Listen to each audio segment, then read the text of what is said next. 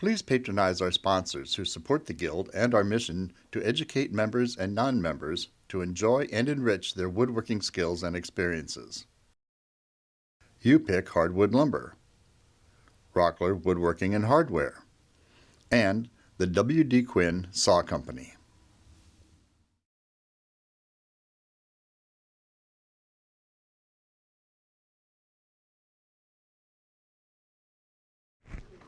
All right, welcome everybody.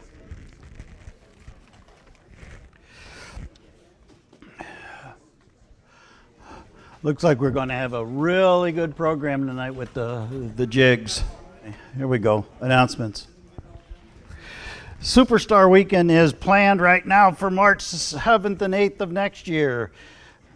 And Dan has got Phil Morley is agreed to be the presenter. Next up is the mentoring program.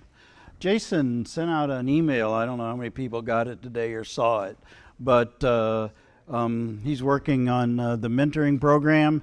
Send out check your email, and if you want to be a mentor or want to be a mentee, fill the thing out.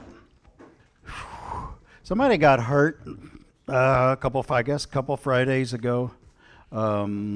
Going up and down in the shop and the ladder going to the attic. So the board doesn't want anybody but David to use the ladder to go up to the attic. So if you need anything out of the attic or anything, get a hold of David. The question was, what's up in the attic? And there isn't much up in the attic except a lot of cobwebs and low-lying 2x4s that are part of the framing that you hit your head on every 2 steps. Other than that, there's just a bunch of old tools and toolboxes and stuff that was down in the bottom of the shop, and I've moved it up there. Some other things, the duct work and stuff for the dust collection system, a few extra pieces of this and that. I'd prefer that we first don't use the attic as short-term storage, just for long-term storage, like for some of the things that we use once a year at the Woodworkers show. That would be okay, but shouldn't be going up and down that ladder. Camera, is there a camera somewhere I'm supposed to be looking at?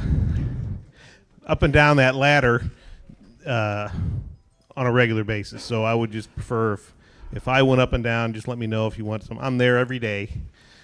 Most days, I should say, and I can go up and get it for you. If you give me a couple days in advance, I'll go up and look for it and bring it down. So that's the attic story. All right. We don't want anybody else getting hurt. Next thing up is, I don't know how many people know, the Flickr account is going away. It's too hard to manage and too hard to do anything else.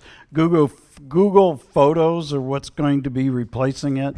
I was going to have Todd talk a little bit about it, but Todd's not here tonight, so be on the lookout for that. Anybody who wants to put their pictures and stuff up there can. I just don't know how yet. Corey, the vice president, is working on next year's list for classes, so if there's any class that you would like to see put on, let Corey or I know, and we'll see if we can get it done. The picnic is September 17th. We need volunteers. So up on the main table, there's a sign-up sheet with everything that we need. If you see something that you want to do it. I know there's a few things I would do, but my wife informed me that was the week that she made our vacation. Bob, hats and aprons. He's still got them. We're doing good. Back here in the back, blue ice cooler. If anybody needs water, it's free. Classes. These are the upcoming classes where we got openings for, except for the very end one. I made a mistake. It was the way that the website was put up. For the hand planes, we have 9 open slots on that, that's going to be August 3rd. August 31st sounds like a really good one. A mantle clock. There's 5 slots open, and it's going to be in two different sections. The second, I didn't put down when the second one was, but the first one's going to be August 31st. New members and visitors. Do we have any new member? I know we got a couple new members. Yeah, new members, please stand up, and our visitors, and we'll get a microphone around to you. All right. I joined a few months ago. I've been to safety training. This is my first time at a meeting. I've known Bill for years at the YMCA. Finally decided to come, and I'm glad I did. I'm Jeff Harris. I started woodworking 40 years ago. Did it while I was married for 27 years. After the divorce, like nothing. So I'm trying to get my mojo back. So anyway, really glad to be part of this. All right. Thank you.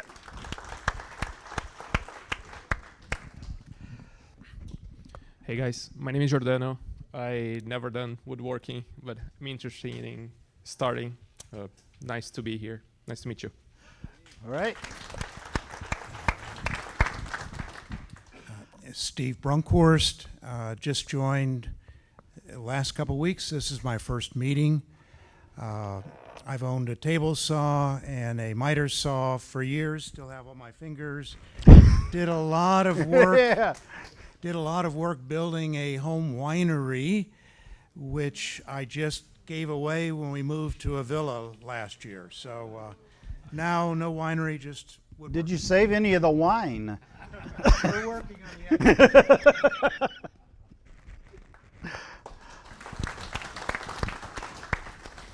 Good evening, everyone. My name is Trevor Yarrow.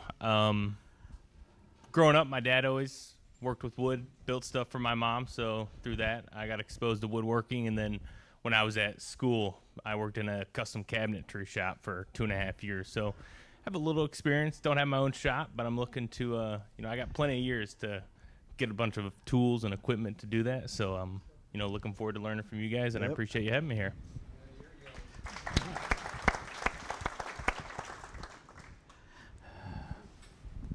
Hi, I'm Gary Schmidt. I recently moved to the St. Louis area from Oklahoma. I had my own cabinet shop for about 20 years, and most recently, now I'm retired, supposedly.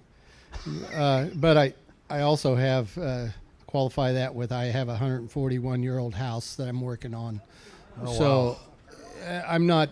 I'm probably not retired. Yeah. I didn't quit working. I just quit getting paid. But I've been in woodworking since junior high and high school shop, and then I did carpentry starting at 19, framing, trimming, remodeling. I've done pretty much all of it, and kind of worked up to where, because I thought cabinet making will be a little bit easier on my back and stuff, which generally it is. Tried to move up the ladder as I do, so I've done a little of everything. I'm going to go back the other way now and start doing wood carving, and it's good. Anyway. All right. Thank you. Hi, my name's Gary Railing, and we just moved to Kirkwood a few weeks ago, and I used to have a shop in Bourbon. It was a 2,000 square foot shop, and Wow. And now my shop's in the basement.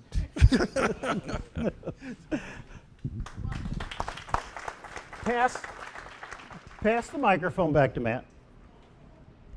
Now, for all of the new people, we always have a free, our toy table is over here. I'll talk about that in a little bit. And then behind that, we always have free stuff. And tonight we got a lot of free stuff. And Matt's going to be the first one to talk about free stuff. And stuff. Yes. So first, my name's Matt. I'm the membership coordinator. So we had an opportunity come up to the guild. A gentleman who's no longer woodworking made a donation of a large amount of his tools to us, all hand tools. He also has a workbench that he's looking to sell, and I'll get an email out to the membership on that. It's a pretty nice one. So what we're going to do is we're going to have some of those items will be added to the monthly raffle. Tonight there's a Marples marking gauge and I can't remember the brand, but another marking gauge, the micro kind, that's worth about $130. So if you want to buy some extra tickets from Joe, go ahead. So that's what we have, and then the board's going to figure out exactly how we want to deal with all the items. Some of them have already been added to our shop tools, and those were given to David. He'll add that to the shop for everybody's use there. The other thing is just my own personal situation commitments. I'm going to be pretty busy here for the next year or two with an academic program and starting a new business, so I'm not going to be available all the time, and I'm looking for somebody to help. Not to take over per se, but somebody can help. And when I'm not available to be at meetings, they can take the box, come here, hand out the name tags, and take care of all that. So just approach any of the guild officers or myself if you're interested in that. Would appreciate the help. Now pass it over to, sorry, I don't remember his name. He's got a junkyard t-shirt on. And his free stuff. This is a really good brewery in Minnesota. If you ever get up that way, it's wonderful. No, I actually brought in a bunch of stuff from my father's shop. We've been able to give away most of it already. However, I did want to ask if there's anybody here that is interested or knows somebody that's interested in model shipbuilding. My father was a prolific wood model shipbuilder. He made many pieces. A couple of them are in museums. I've got a bunch of his stuff, very tiny clamps and cutting tools and anything I can think of, and he would love to give it to somebody that could use it, that would make them happy. I also have a partially, I also have a partially completed model of the Robert E. Lee that he was doing for his wife, who is a direct descendant of him. It's about halfway done. I've got all the parts. I got the plans. Everything's there. I even got some duplicates of the pieces. If anybody's interested in taking that on and wants to complete it, I've got that as well. Got to take her down here in front. I see somebody right there. All right, excellent. You come and see me here when you get a chance. All right, thank you. Okay. All right. Steve, how many toys have we collected tonight? 271 toys we collected tonight. All right.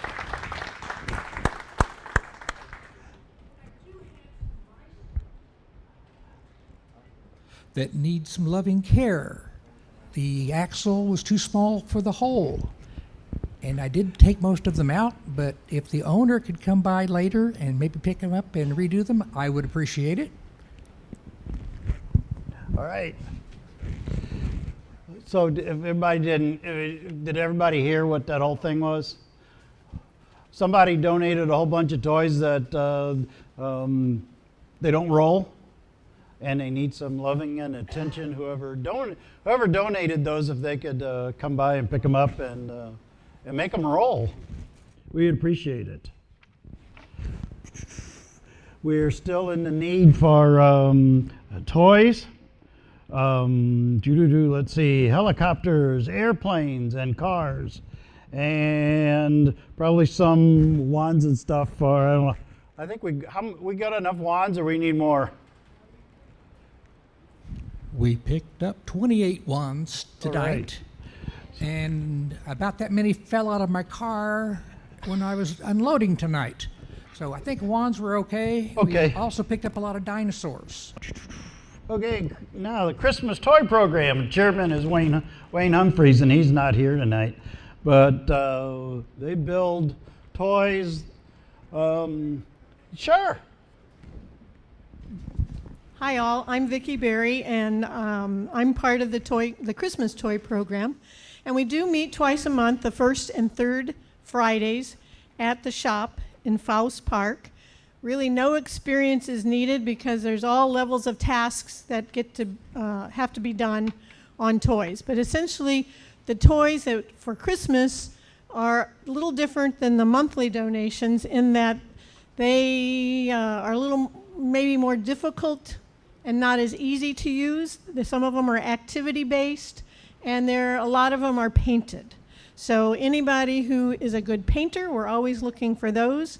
But anyway, if you want, come check it out. We meet tomorrow actually, and we meet from 10 to 2.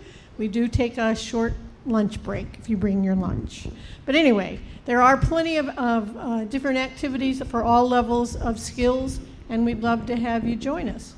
Thanks. All Oh, right. I would say we generally donate about 1,800 to 2,000 toys for the year, and they generally, the biggest bulk of them go to Shriners. Yes, Shriners, Toys for Tots, and someplace else. The Peace Pantry gets a lot, and then LifeWise, which is another organization we support. So, come see us. And if you're making toys for the Festival of Trees, they have to be turned in by no later than the October meeting.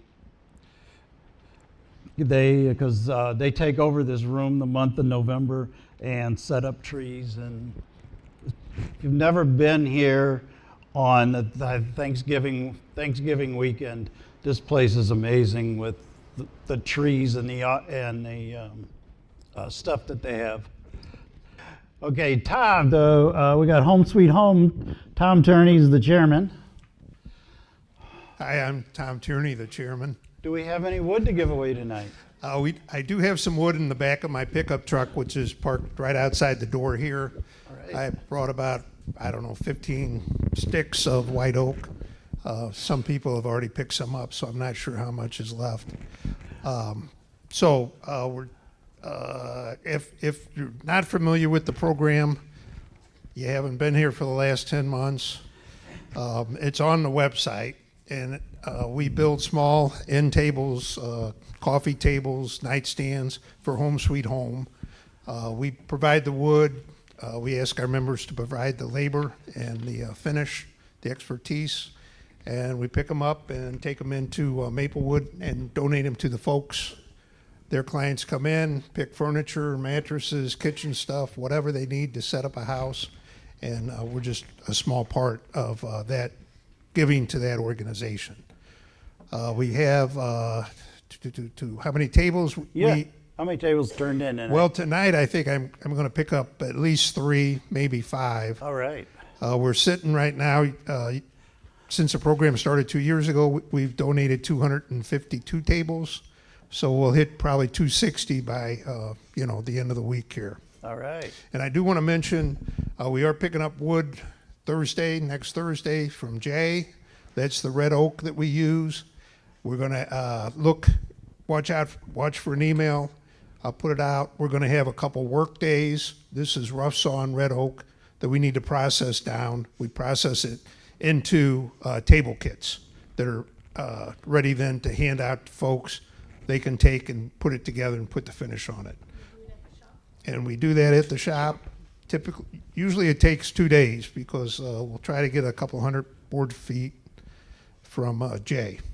So everybody, we really appreciate everybody. I think we've had 29 or 30 members have participated, and we're always looking for new people to come into the program. So anybody have any questions? Okay, thank you. All right. All right. Want to hand it to Vicki again.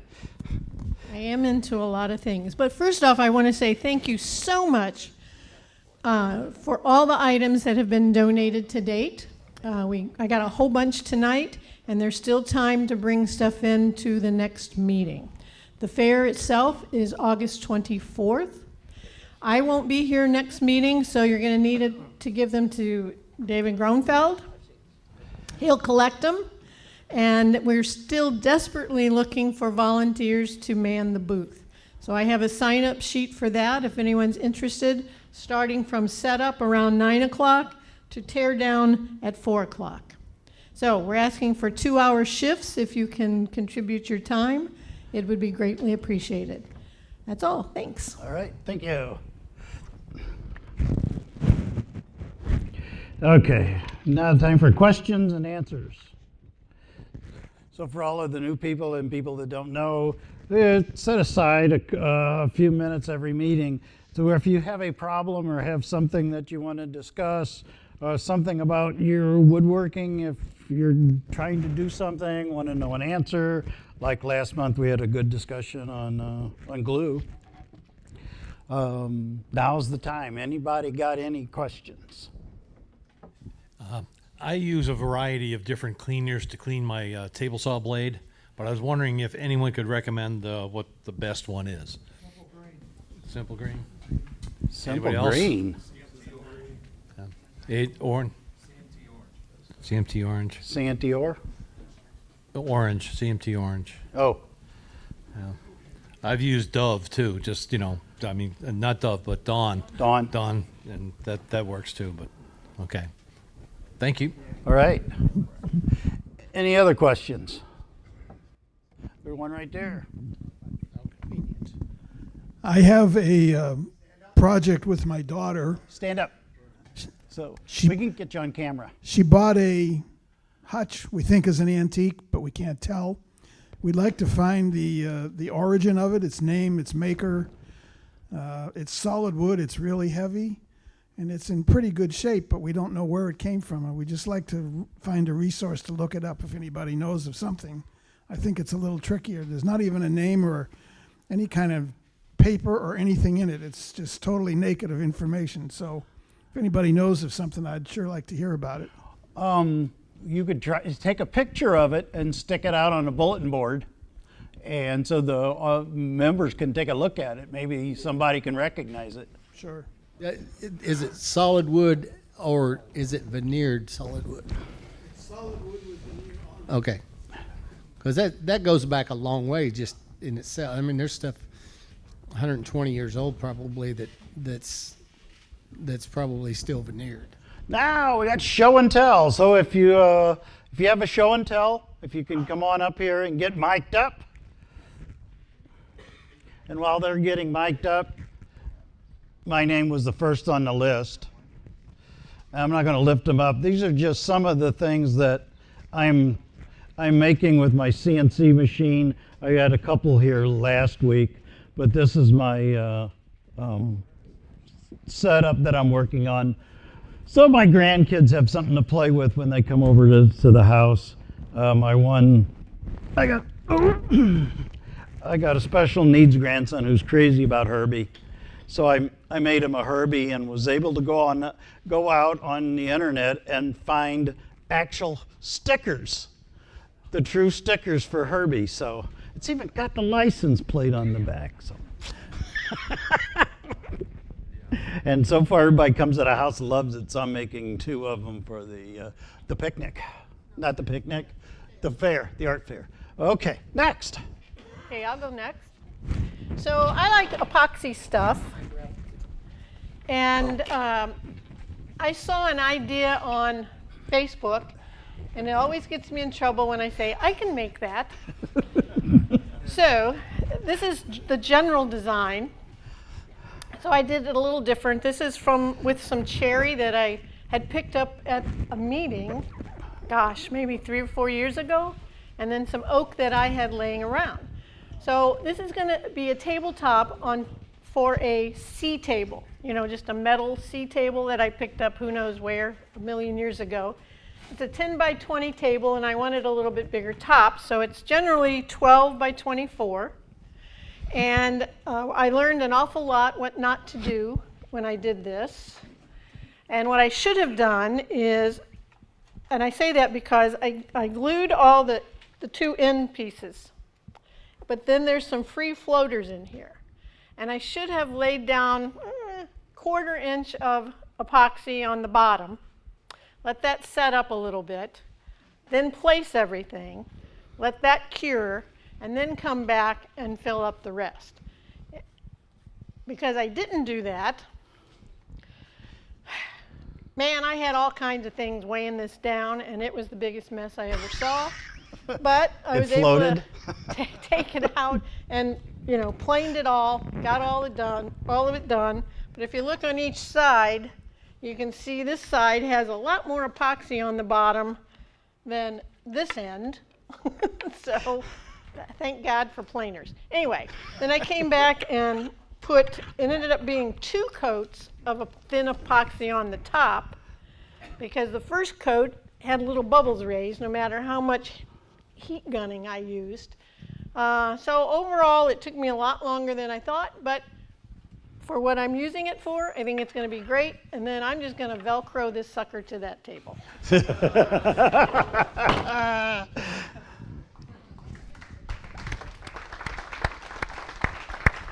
But it looks really nice. For my great nephew for Christmas, I made this station wagon and trailer, camper trailer, that was in scroll saw and woodworking, not this last issue that just came out, but the one before. And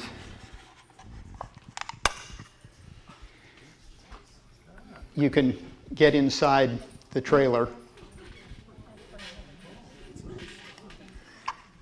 It was made of scrap wood that I had, so it's mahogany, and I think it's poplar.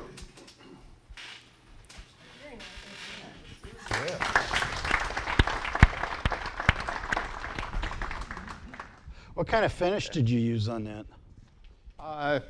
That's got spray marine varnish. Oh.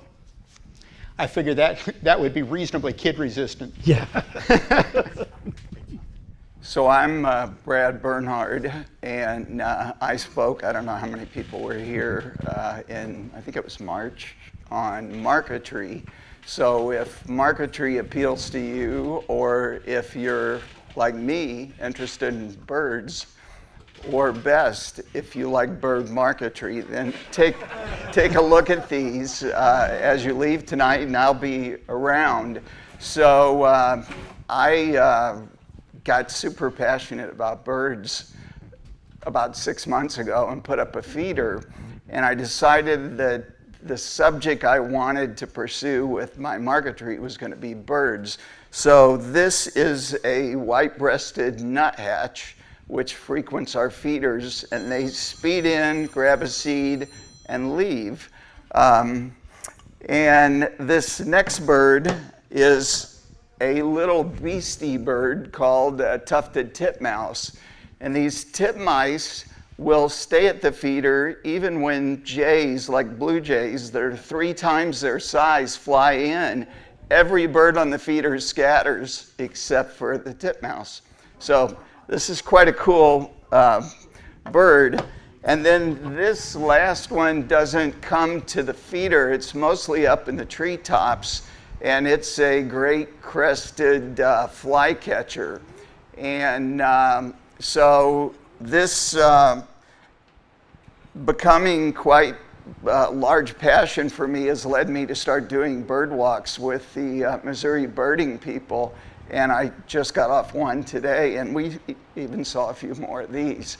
So if anybody is interested, I'll hang out for a second. These were cut with a hand fret saw at my bench, and they're from Shop Saw and Veneers, where I collect the wood, domestic exotic, and saw it.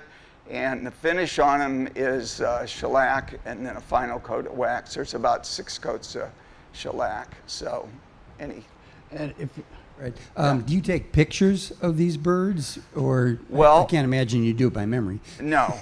So the technique which I described, I mean, you can find material that's specifically been made for marquetry where the division lines and all these little pieces are already made. What I have kind of grown into from starting with books and doing projects in the books is I will go find a photograph, often on Pinterest, somewhere on the internet. Some people I've met in the birding group have lots of birds posted, but I'll find one that I think that I can do, and then I will change around the size of the image, hang tracing paper over my computer, and then as I look at the color tones, the shades, the anatomy of the subject, I will draw in all these little cut lines to try and position the grain of the veneers, try to position the color variety that I look for in the veneers that I pick,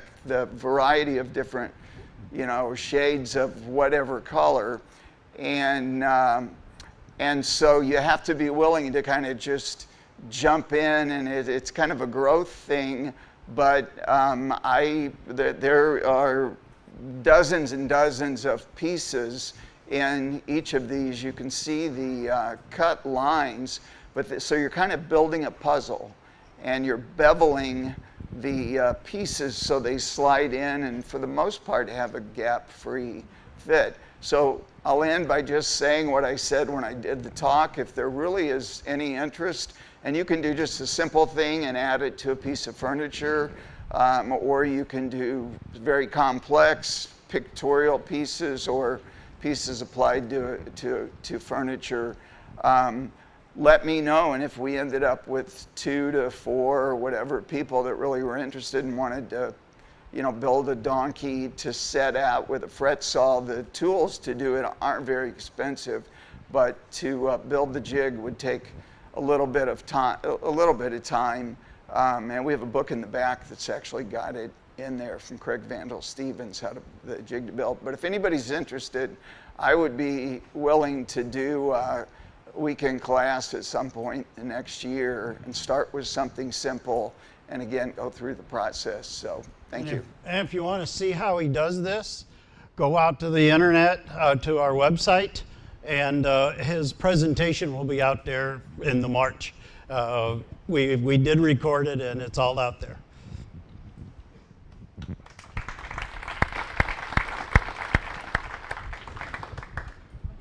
I just joined tonight, came last week. I brought several things. Number one, you talk about Christmas presents. I made these. I was in a Woodworkers Club in Columbus, Ohio before I retired. And there's just 3 little balls of 3 different colors, and it's real easy just to make out of scrap. Other scrap, I make these boxes, all lined. And at some point in the future, I'll bring in, there's a jig that I made to cut all these box joints. As you can just crank it, get a very precise movement so you can get all the joints perfectly so they're really tight. Then the other one, I had some wood. In fact, one of the reasons I joined is I've got another couple of dozen of blanks. You're all familiar with bandsaw boxes? Well, when you cut the sides off and you cut the inside out, you end up with this big piece of scrap. Well, you don't want it to go to waste, so you cut the sides off, cut the top off, and you got another one. But then you end up with a big piece of scrap that you can cut the sides off. And then you end up with a big piece of scrap. And if you're really careful, that makes the pins for the hinges. Thank you. Oh, another thing that I should mention, that I'll bring the jig in and show it sometime in the future. I have a fixture that makes these boxes. If you just get the cardboard, you can custom make a box to precisely fit your project. Oh, all right.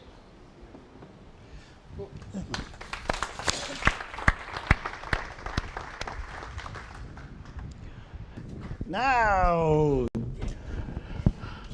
jigs and fixtures. We're going to take them in order, guys. Brian Ellison is first. All right.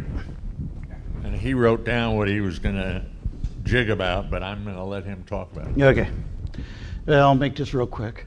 To start with, jigs shouldn't be hard or whatever to make, so this is one of my latest ones. Been doing a lot of cutting of dowel rods, and bandsaws usually go sailing and flying, so I made this little jig. So it's just a little jig. I use a router, feed gauge right down the middle, and I cut all kinds of dowel rods with it. So one of my other ones I use a lot is a spline jig on my table saw. It's a totally adjustable. Bring them out, bring them together. And this was all made out of just scrap wood. Most of these are all out of scrap wood except for my circle cutting jig, which I was at a garage sale and I bought this bag of stuff. In there was this, it's not coming out, there's this metal piece right here. And come to find out it was a part of a Rockler bandsaw table. And that's what they actually used it for. I talked to Brian. I don't think Brian's here tonight. And that's actually what it did. So, and it fit right into a T-track. So I made my own table. And I can make any, I can make any size circle with this one. I think I paid more for the wood than I did for anything else on here. When I do turning and I turn segmented bowls and stuff, I made 2 presses that and I use it for lamination too. So I got 2 tables that I can go really big or not so big. Then I'm too cheap to buy a domino machine or a mortise and tenon jig machine. So I made my own. This was a kit that I got from Tay Tools, and I use this one a lot.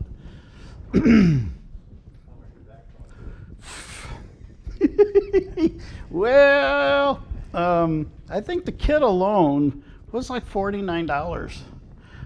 The wood was whatever, but I think these were $20 a piece. Is that for a table saw or? I put it on. I clamp it on. I clamp it in my clamp, and this is where the expense comes in because I didn't have a router that fit. Out of my 5 routers, I didn't have a router that fit, so I had to go out and buy another router. And that's where the expense came in. Somewhere the routers are on here someplace, but so those are the jigs that I use most of the time. Any questions? On that spline jig? Yeah. Do you have the joints already glued up and then you come back as a decorative end? Yep. Yeah. For the splines? Yep. Oh, very nice. Yeah, use that on, mostly I use it on picture frames and boxes is the biggest thing that I use it for. I found on picture frames it really makes a good tight joint because you got more of picture frames you use end grains and end grains don't glue too well. So, that was great for that. That's what I use that for. Okay, next up. Next up is Dan Lender. So I make my dovetails using a table saw jig, and this jig is a miter gauge, and then 2 pieces of half-inch MDF for the vertical fence, and a piece of 1/4-inch MDF for a horizontal. So I make a sled out of that. And then I use just another piece of MDF for a fence to get my repeat cuts. So I lay out my dovetails the same way you would lay out if you was cutting by hand. But then in my table saw, I take out whatever blade's in there, and I have a special grind table saw blade, which is, mine is at 10 degrees bevel. So I tilt the blade to 10 degrees. And then, so I cut my tails first. I put it on here and I tilt the blade at 10 degrees. Oh, let me back. First thing is I do a setup block. This is the only thing that's added from cutting from hand. So I raise the blade to the desired height using a setup block that I use a scribe gauge on it to get the correct height. Raise that blade, tilt it to 10 degrees, and then after you've marked out your pins, you can cut your pins and you can use this fence so that you run it across, move it. You can tilt it like this. If you have symmetrical pins, tilt it like this, then you can flip it also. So if you have a lot of drawers to build, you can go through them quite fast in cutting your tails. I said pins, but I meant tails. All right. So You have two blades? I have one blade right now. I have my special grind dovetail blade in my saw. So you turn the board around to do the other side? Correct. Just like I have here, I have them taped together, and I run it through, and I run it across, back it out, move it, flip it, move it. Then I have to move the fence over. But you then, because you have your tails marked, just like you would any other time, then you align that with the groove that's cut into this horizontal piece. And it doesn't matter if you're precise, because when you, I'll explain why later, but it doesn't matter if you're precise, because when it's cut, now you cut, it is wherever you cut it. So now you have your tails cut. So now you transfer the location of your tails onto your pins, just like you would if you're cutting your dovetail joints by hand. I use a 0.3 millimeter lead because I can see it easier, and I don't need the indentation that a knife would make because I'm not using a hand saw. So then now I take the dovetailing blade out of the saw and I put in a flat grind blade. And I use my setup board again and I raise that to the desired height. And then I use this miter gauge, and mine's an Incra HD 1000, and I'm able to change this to in 1 degree increments. But you don't need this fancy of a miter gauge. Any miter gauge, as long as you can set it up to the desired angle. But so mine is 10 degrees, so I move it plus or minus 10 degrees. I have it down here, and so then I take my pin board. That's where if I had my pictures were here, I'd show you. But your pin board now has all the lines that you'd normally have if you're cutting them with a hand saw, and you line it up on these grooves that are cut prior to and on your jig, and then you start laying them. You lay the pin boards again on here, and I don't use a fence then. I cut each one individually, and I line it up to that 0.3 diameter pencil line. And then I go in and I clean them up however you choose to clean up the waste in between your pins. And then I try to then put it together like this joint I have here on this table. And sometimes if they're not perfect, just like if you were doing it by hand, if it's not perfect, you have to find out where a little bit more needs to be taken off. So when I do it the first time, I always err, if you're not quite sure and setting it up, I always err on not taking enough off. So then that board, you can set it right back on here, and you can split that pencil line the second time by putting it back on there. And you line up on one of these 3 grooves. And then you can tilt it left and right 10 degrees, and it's real easy with the miter gauge. So, if you have a lot of drawers to make, you can do these quite quickly. And these jigs do wear out. This is the second one or third one that I've glued to this because I forgot to tighten up my jig to the miter gauge, and it slipped on me. So, what I did, it wrecked the jig. But then I just put another one of these MDF boards on there, cut it off, glued another one on, and now I'm back into business. So anyway, and then this really is used for through dovetails. But if you want a half line dovetail joint, then you can like glue, say, an 1/8 of an inch thick board on the front of your front board and give it that appearance of it. So that's my jig here. Thank you. I have CRS these days, guys, as you all probably have observed. So instead of me, I bought 5 or 6 jigs, but before I show them to you, they're here so you can look at them, but play it, maestro. Good evening. I'm Bill Schucott, for those of you who don't know me. I've been in the guild 9 or 10 years, and I have a whole bunch of jigs. What I'm going to show you first is 4 router jigs that I have. And in fact, I hadn't looked at these in a long time. The other 2 jigs that I'm going to show later are more important and more valuable than these router jigs. But what I'm going to show you first is a router jig that is made from my Porter Cable 690 router. It's essentially an edge guide and it's adjustable. I'm not going to demonstrate that, but the holes are drilled to match the router, and I just have to change out the plastic base to use it for this. The next one is a much longer jig that I made, again, for that Porter Cable, and it's designed to have a 1/4 inch straight bit that runs down the edge, and I don't remember what I used this for, and that's probably why it was sitting in the corner and haven't used it in a long time. The next one is a more generic jig, and actually when I dug this out I didn't remember what it was for, and it's got a 3-inch hinged piece on the edge that I didn't remember how you use this, and I went online and found a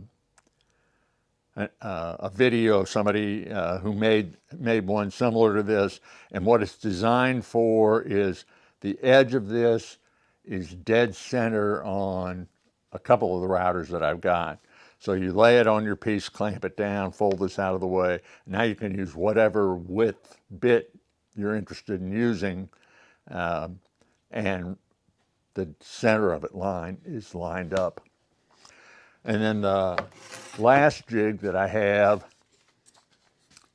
is one that guides the router on both sides, and this is for my Bosch 1604. And it also works for my Craftsman, and it's got a whole big number here that I'm not going to repeat. And it has the advantage that it's guided on both sides. Okay, this is a demonstration of the jig that I built. It's really a tall featherboard for resawing. What I had always done in the past was use the magnetic featherboard and simply locked it in place ahead of the blade, and then resawed by holding my hand on top of the fence. And if you have a wider board, it can be a little harder, but that did a pretty good job. But I found that really put a lot of strain on my left hand if I was resawing a board that was 6 or 8 feet long. It's a long time to hold it. The saw doesn't cut that fast. I'm not going to demonstrate this, but that's the way that I've done it in the past. So what I found was an article about this device, which is a featherboard, a tall featherboard, and this one's actually made, I have an extra one of these silicone blades that can be mounted on there if you have a really tall piece. And this one I leave in the shop here because I have a Delta 14-inch bandsaw, and I really, if I need to resaw something, I'm going to come up here and use this saw. So this thing mounts here like so and locks into the miter slot, and you mount the board here and you put some pressure here, holding it at an angle, and you tighten it down, and it's really solid. And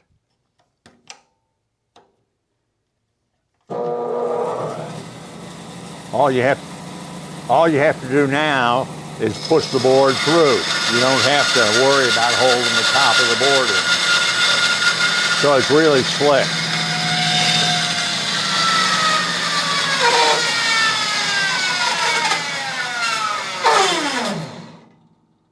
And this stays here in the shop. Anybody's welcome to use it. I've seen some other people use it. This device has this silicone wiper that I bought on Amazon for $10. And I think there were actually a couple of them in there, which is why I have more than one. And then I shopped around and found also on Amazon the device that will hold it into the miter slot. And this one really does a good job. If anybody's looking to build one of these and want this information and you can't read it off the website, just send me an email and I'll pass the information along. What I'm going to show you now is a jig I built for tapering table legs.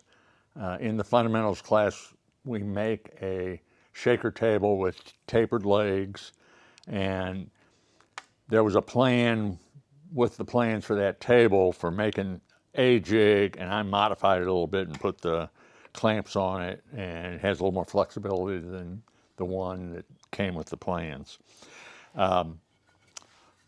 When you have a leg that you're trying to taper, you mark the final dimensions of the narrow end of the leg on the end, and you mark on the faces where you want the taper to end. So it goes in the jig with the narrow end up against this block, and you align the line on the end, it's going to be your final dimension, to the edge of the block, and then you align the end of the taper with the edge of the sled, clamp it down, and then the whole device goes against the blade and against the fence, and you adjust it so that it'll move, but is firm.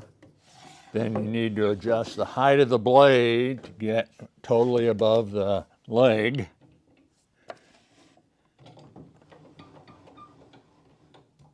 By about 1 tooth. The saw's warmed up, the green light's on, we're now ready to make a cut. So here we go.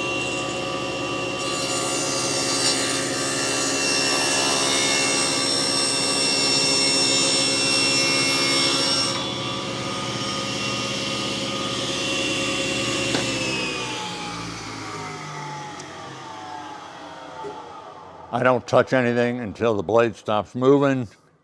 It's sitting there way above the table, and I don't feel comfortable with that. So you produce a nice tapered wedge. Now you turn the leg. You need to be careful when you cut multiple tapers that you place the first one so that you have a flat surface against the jig. If you're going to make a second cut, let me show you for the camera. You get that mark right at the edge. Then you adjust the end of it so that it's flush with the edge of the jig. And we're now ready to cut the second side.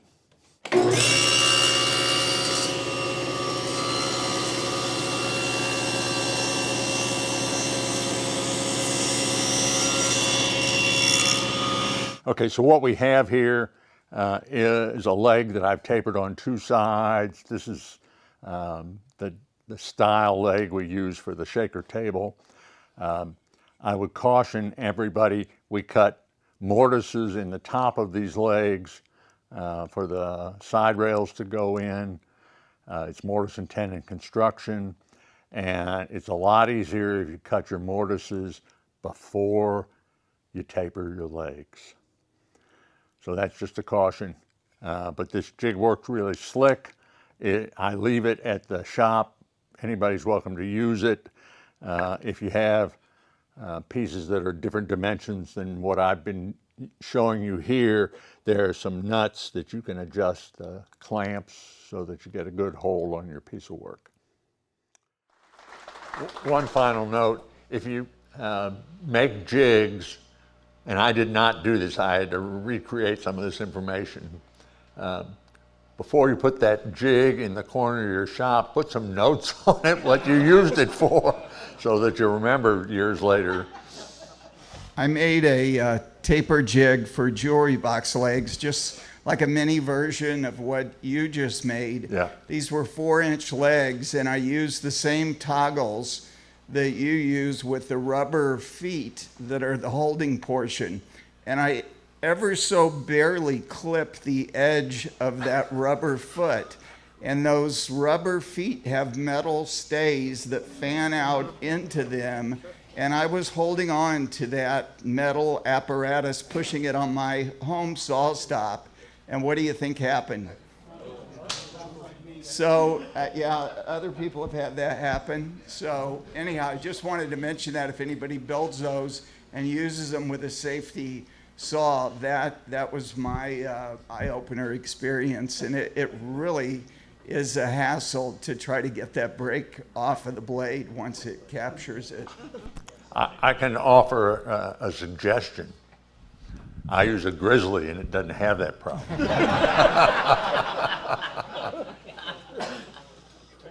I don't want a saw that's smarter than me.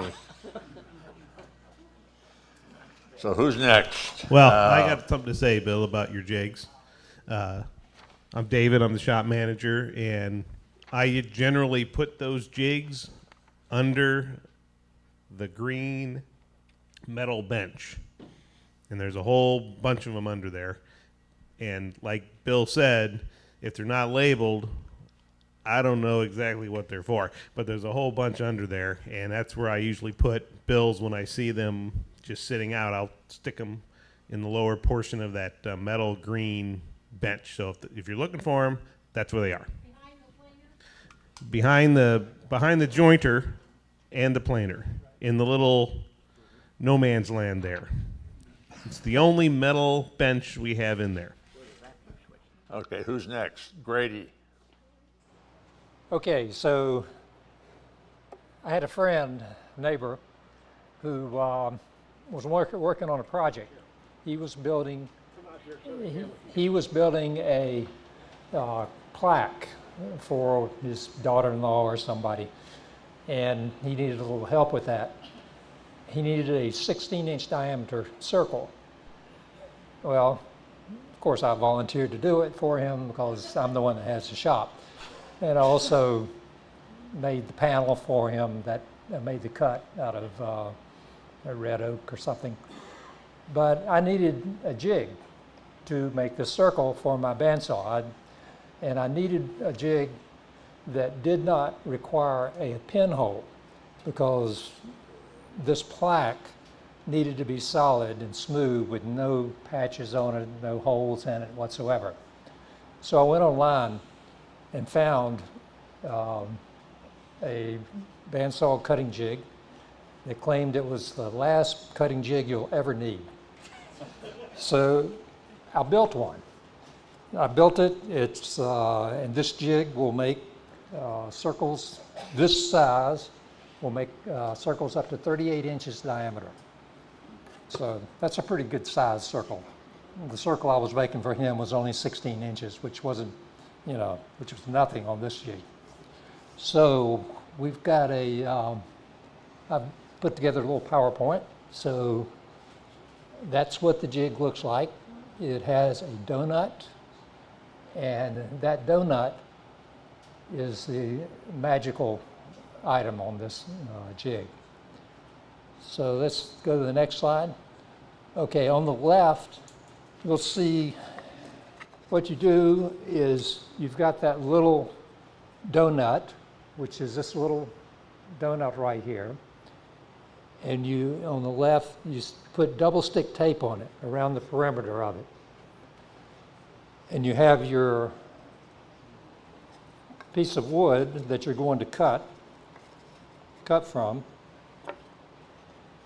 And you locate the center with your X, and you stick that donut right onto that your piece, your workpiece.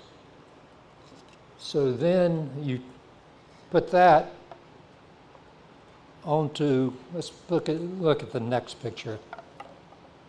Well, onto the bearing that is on the center of the jig. There's a little bearing here that moves, that is in a slot that you move back and forth. And this donut fits right over this bearing, and it moves with the piece on top of it so that you get your different diameters.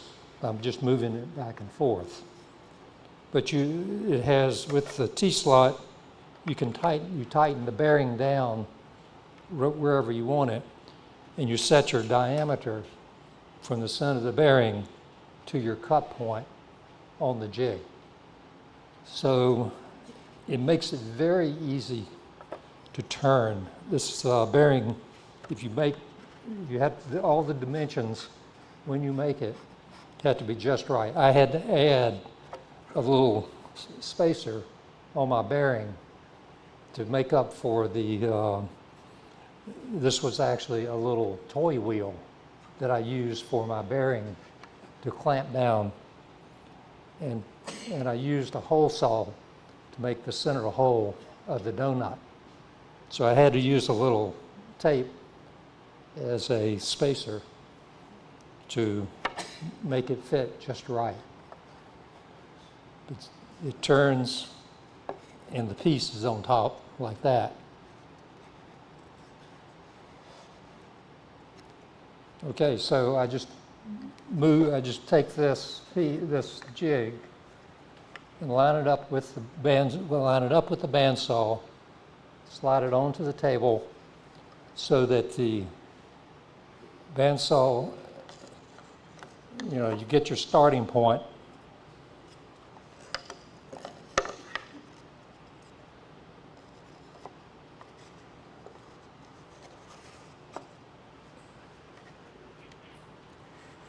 On the underside too, how it Yeah. So this, you set up the jig onto the top of your bandsaw table so that you have your starting point with your blade coming in, so that you move it in, and there's a stop on the underside that you run right up to the end of your table. And it stops right at the starting point of the circle. And you just simply turn the jig until it makes the complete circle cut. Let's go back to the PowerPoint. So the first picture on the left, you see where I started and moved the jig onto the table. The middle one, the jig is right up to the starting of the cutting of the circle. And on the right side, you'll see the circle is being cut as you rotate the circle.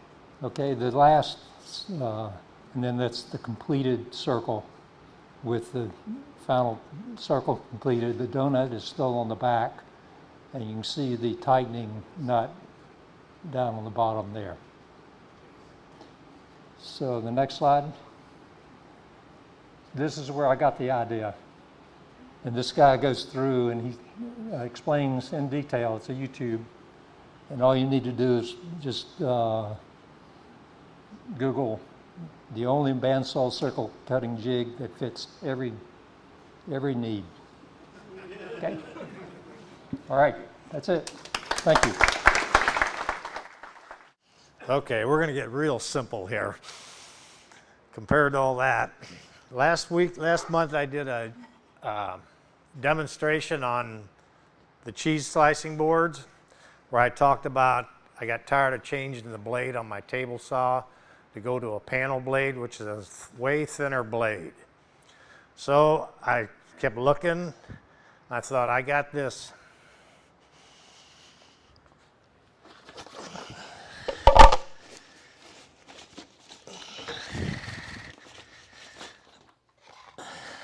I got my little battery Ryobi blade, and it is very thin.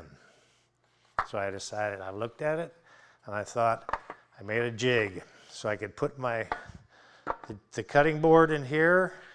I have I call it a workhorse. It's a tripod vise that's got a foot lever, and I put a board in just a little bit bigger than this, long ways, and I clamp this on the wood and the board on here. What board I'm going to be cutting, and this plate onto the board. And I just take the saw and set my depth and run it right through. That's as simple as it gets. And you talk about scrap. I used all the scrap I could find. So for the people that got my plans from, this is real simple to make. And if you got a little table hand saw, it saves you a lot of trouble of changing out that blade on the table saw. Okay, mine was real simple. So I also brought a spline jig. Mine is significantly less complicated than Brian's. So this is my spline jig for cutting splines on a table saw. This just rides in my miter slot, so you can see my saw blade is always in the same spot. Rather than having the jig have the clamps, I just have clamps and a stop block that sits kind of next to it. So very easy, very simple, 3 pieces of wood. Yeah, we're done. All scrap. No, I went and bought that lumber particular. Nah, it's all scrap. This is what I use for cutting splines on the picture frame. So the picture frame goes against the board. This just gives me a lot more clamping for thinner, taller things. This just fits over the saw stop fence. What I did find is I put a little taper on these just to kind of angle them in to keep the frame held up against the tall fence. You'd be amazed at what a 1 degree taper can do for your board. Just kind of help hold it in place. So, and then I have this for cutting my picture frame pieces. So I made this jig from some plans from Michael Alm's website, I'm pretty sure. So I just got a big long aluminum ruler. I cut it on the miter saw and then use that to make my right angle. My advice to you is to buy an aluminum square. Start with it square. You can see I've got some extra holes here because it wasn't square.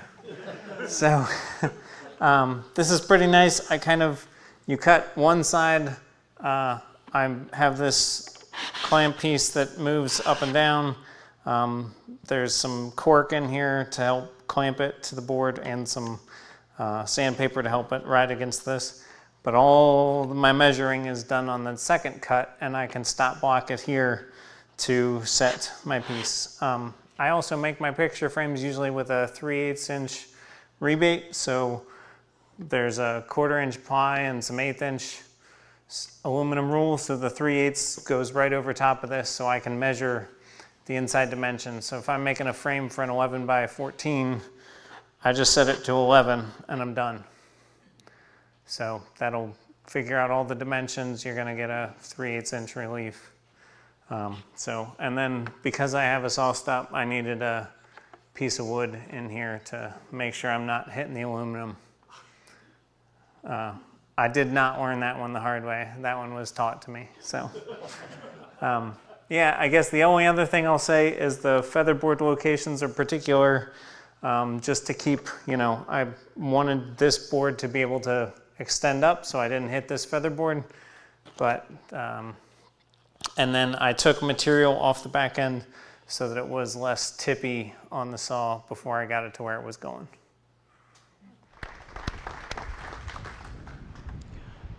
I built this jig out of 3/4 inch Baltic birch. It is a high fence jig, rides on my table saw. This is goes on the table saw, and it's for cutting tall panels. I'm going to set it down and take.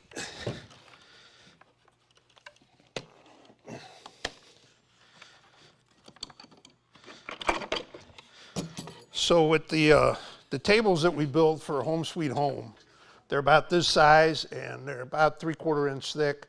Some of them come a little thicker, an inch or so. And just a nice decorative, a nice detail is to bevel the back edge of the table top. So in order to do that safely, and we use this in the shop when we're doing it, I built this jig. It's got the 3 clamps on it. It's got the micro, clamp slots. And we're able to secure that panel in there nice and tight for both the side and for the bottom and the top edges. Yeah, it does cut a nice chamfer or whatever. And it's pretty solidly built. And if you need to make any adjustments, because you want this relatively secure on the fence when you're sliding it through, you can use blue painter's tape. And I've done that. The fence in the shop is slightly different than the one I have at home. So it's pretty solidly built. And like I said, we use it in the Home Sweet Home table build program. Okie doke. I have 2 jigs to show you. For Home Sweet Home, when they say make it out of scrap, I mean, I make mine out of scrap, okay? And I'm a big believer in keeping it simple, stupid, okay? The KISS theory, okay? So when I'm doing my table legs, okay, I mainly make dining tables, small dining tables, and I use an apron on the bottom of the table. So you have to have the 2 pieces of side pieces of the apron and the leg lined up and the crossbar all lined up, okay? So basically, I put the leg in here, the pieces I've already cut to 45 degrees, I can slide in, push down the top piece, and it's all held in place, and it's all square, okay? And then I can drill the holes through for the, what do you call them, the screws with the wood and I forget the hanger bolts, okay? Hanger bolts through, okay, to the leg itself, okay? So I used to have to balance 4 pieces of wood and try to get it all done, and sometimes one leg would be this way and one leg would be that way. But it's simple and it works, okay? The other thing I like to do is I like to make pens, okay? So the if you don't know what a Celtic knot is in a pen, it's kind of a nice twist around the pen. Yeah, I left mine at the table, but anyway, it requires 4 separate cuts in the pen, square pen blank, okay? And they have to line up, otherwise the thing looks really crooked, okay? So how do I line them up all the time? And I wanted something that I could use different material with for the width of that. Sometimes I'm using an 1/8 inch piece for the Celtic knot. Sometimes I'm using like a credit card piece, okay? So simply, piece of MDF, 3 pieces put on it, 1 for a square cut, okay? 1 for a 45, okay? 1 for like I think it's a 60, okay? And then I can clamp an end piece on here, a stop block, put the pen blank in here, and it cuts it the same every time, okay? And then you have to glue the piece of that you're putting into the pen blank, okay, to make the Celtic cross with, okay? And then you have to turn the blank 90 degrees and do it again, and then do the same thing, and then 90 degrees and do it again. So you're making 4 separate cuts in this, okay? Since I wanted to use something that'll fit both my table saw and my band saw, I basically have 2 separate holes, 2 separate sets of holes in here, and the guide, just, you know, I just move the guide over, okay? Because my band saw and the table saw, a little bit different guides in it, okay? So it's simple and easy. And talk about simple jigs. How about that? It's just 2 pieces of wood, because when you're gluing the pieces of the Celtic cross, you need the blank to be square, okay? Otherwise, it's going to be off kilter. So I just have a piece of plastic in this on the bottom. I use some cellophane tape or something like that, and then so it doesn't stick, and super glue the pieces on, and I'm done. Okay, I know you've already seen a couple of these, but this is my version of the spline jig for my table saw. Okay, there's a track on the bottom that rides in the T-slot on my table saw. It's fairly simple, made out of MDF. 90 degrees in the middle, 45 degrees off. There's a pair of wing nuts that let this slide back and forth, basically from right next to the blade to about 4 inches, which is what I needed. When I wanted to do repeat cuts, just because I'm kind of lazy, I set it, I marked it with pencil. You can see there's a couple pencil lines there where I've done it before. Basically, that means I can set it up again. I made this about 4 years ago, more than that probably. My daughter had challenged me to make some boxes.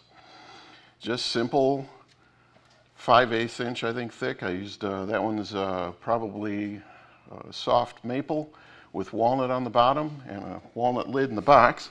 And basically the way I cut the splines was I locked this in place. You just hold it in there against it and you just run it through the table saw, 90 degrees, do it again. Okay, so I made this jig out of MDF. Now I know a lot of people have said they make their stuff out of MDF.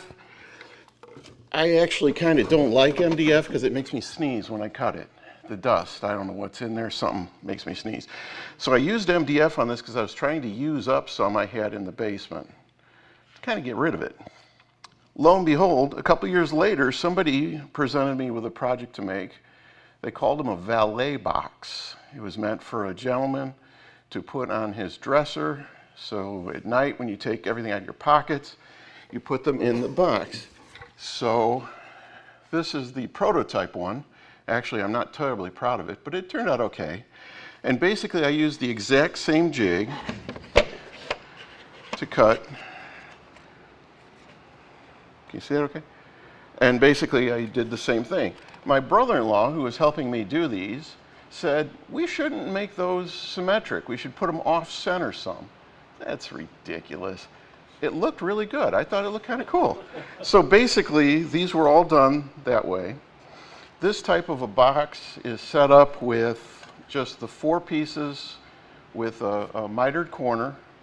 I basically wrap the ends with a masking tape, glue them up and pull it together. The masking tape holds it until it gets pretty dry. Once it's dry, it's a box, but it's a fairly weak box.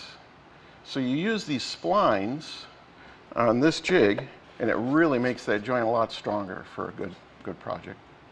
So that's my jig. So what I've got is a pair of jigs that I use on my bandsaw to create stringing. What I needed to do was be able to cut some very thin pieces and not lose them.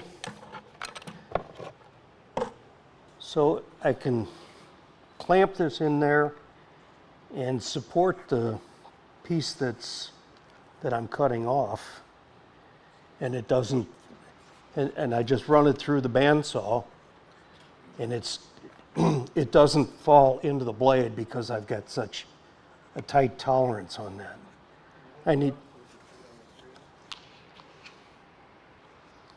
Yeah, I think it's going to be way too small for anybody to be able to see it. Focus.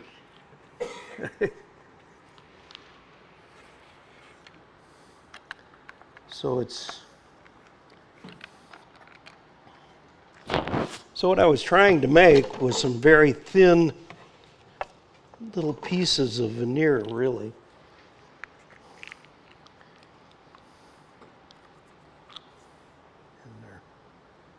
Maybe a 32nd of an inch. I know you guys can't see this because it's way too small, but I'll leave it up here on the table if anybody wants to take a look. So,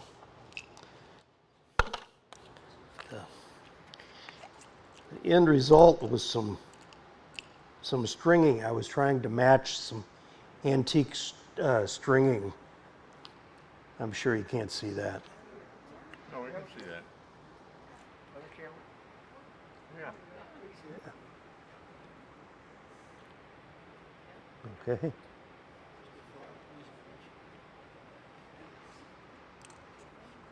I'll put it up on the table and you can take a look at it.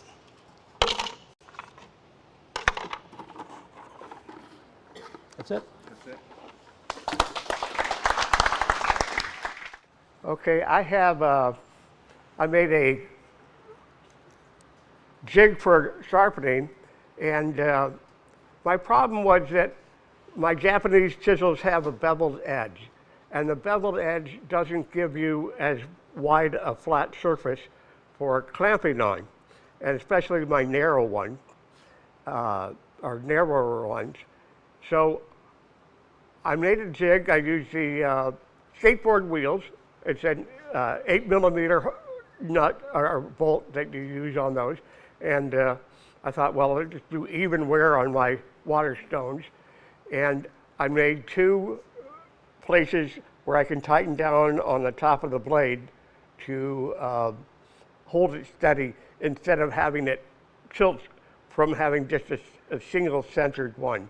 Now, since then, I have bought a fancier, much more expensive blade sharpening guide that had the guide for parallel moves from left to right so that you can get your chisel blade centered under the screw. And so I don't have that problem anymore. And so this is set aside and it's a piece in the drawer now. I don't keep a chisel in it though. Anyway, so that's what it is, and it does a good job. It's still, I sharpen this chunky old chisel pretty well. Not that I use a Stanley chisel for too much, but thank you very much. I'm Jerry Baines. I did something similar to what Mark said before, but I had to put new decking down on my deck. And my deck's the whole length of the back of the house, 60 foot long, lots of boards. And I didn't want to haul my miter saw out and then have to bring it back in at night and everything. And I actually came up with this on my own, and it's just a little shooting guide to put on the 2x6s to cut them off. This is the right length of the blade. So mark the 2x6, line this up with the board and go across, and in 30 seconds I've cut my board to length. And it's all scrap. I did buy the sandpaper, didn't make it. I put this screw here so I don't accidentally line up on the wrong piece, because if you can do it wrong, you would.